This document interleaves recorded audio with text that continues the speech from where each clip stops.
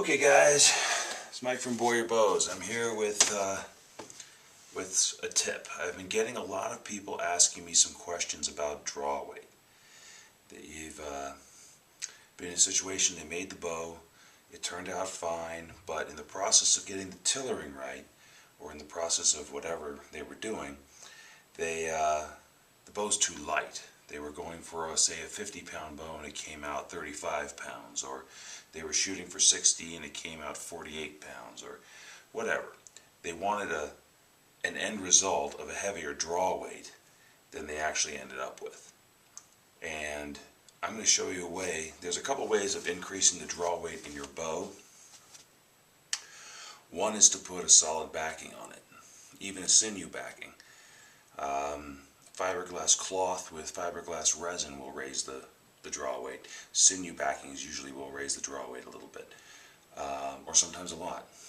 A solid backing, a strip of a properly grained hickory strip, bamboo, fiberglass, solid fiberglass. All of these things increase the thickness of the bow significantly enough that the draw weight goes way up. The downside of it is that you have to kind of start over. You have to hopefully you were in perfect tiller, and hopefully the piece you put on the back of the bow is completely even from end to end, and that will hopefully give you a bow that's still in tiller. If not, you have to start the tillering process again, and you may end up in just as poor a position as you were when you started if you're not careful.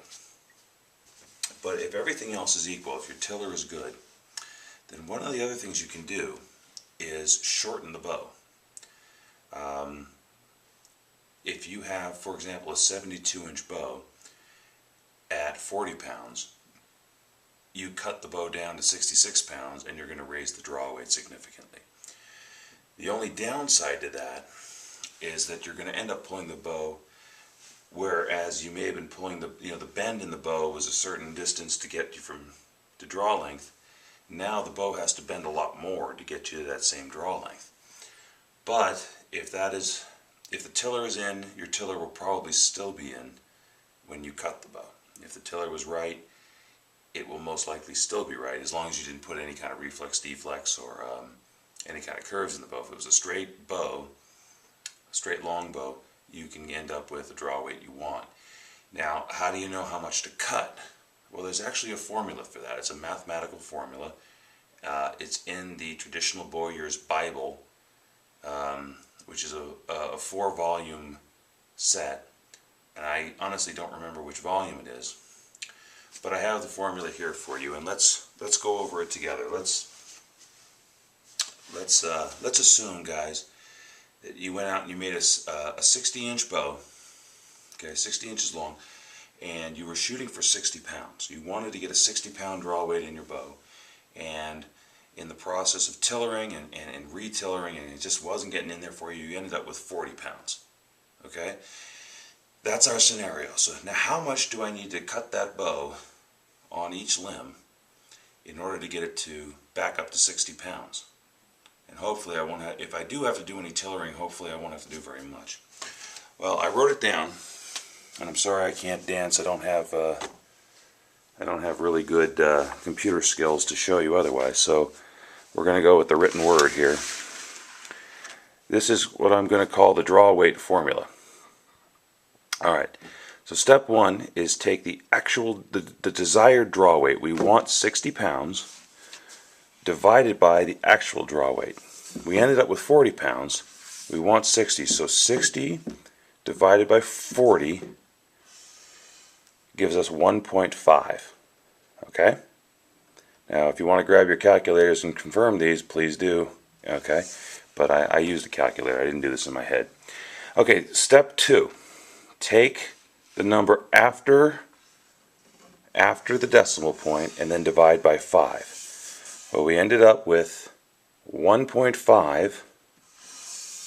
So 1.5, the number after the decimal point, is 0.5. The zeros are sort of irrelevant in this case, but 0.5, we divide that by 5 and we get 0.1. Okay? The next thing you do is you multiply the answer by the current bow length. Our answer was 0.1, so 0.1 times our 60-inch bow, okay, equals 6. Alright, then you take that answer, that's 6, and you divide it by 2. And we know that 6 divided by 2 is 3, which means you now must cut 3 inches off each end of the bow to achieve the 60-pound draw weight. So in other words, you're going to cut 3 inches off the top of each limb. You will end up, we know that 3 and 3 is 6, we had a 60-inch bow, you're going to have a 54-inch bow at 60 pounds is what's going to end up happening. Okay, that's basically the formula. Alright, so let's just run through it again. First, you take the desired draw weight and divide it by your actual draw weight. What you want the bow to weigh, divide it by what it actually weighs. Then, you take that answer after the decimal point, that 1 doesn't count anymore, just the 0.5, and you divide that by 5. It gives you an answer. Then you multiply that answer by the length of the bow, which in this case is 60 inches. It doesn't matter if the bow is 72 inches or 48 inches, whatever it is, multiply it by whatever answer you got there. Okay, and that'll give you another answer, in this case 6. And you divide that by 2 for the 2 limbs, and that gives you how much to take off each limb. And that'll, your end result will be the draw weight you're looking for. Now, like I said, guys, this has its downfall. For example, a 60-inch bow without a backing on it, if you're drawing that thing 28 inches, you cut it down to 54 inches, it may not be able to bend that much. Okay? So that's something to consider. In the case of the bow I made, how to make a high-performance bow for under $10, if you miss your draw weight by a little bit, you use this formula, you need to take an inch or 2 off each limb. Taking it off the static limb is okay. You can do that. But again, you have to consider, can the bow be bent that much? It depends how far you're drawing it back. And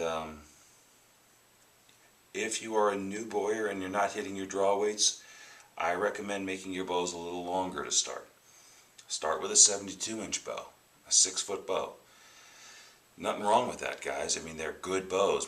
They're really, really good for target shooting. The longer the bow, the less string pinch you're going to have. Not as perfect for hunting, but they're still really good bows to learn on and have some fun with.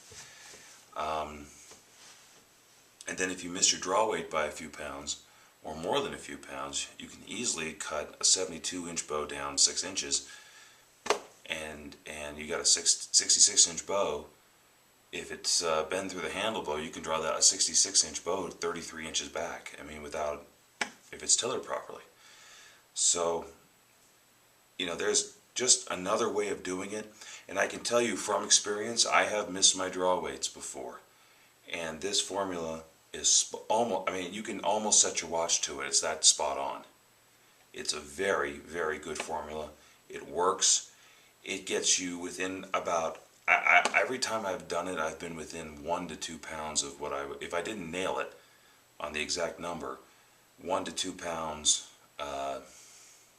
off in either direction. It gets you right in the ballpark, and it's a really good formula. But you are bending like I said, you are bending the bow back more, so make sure that your bows can handle that much more bend. All right,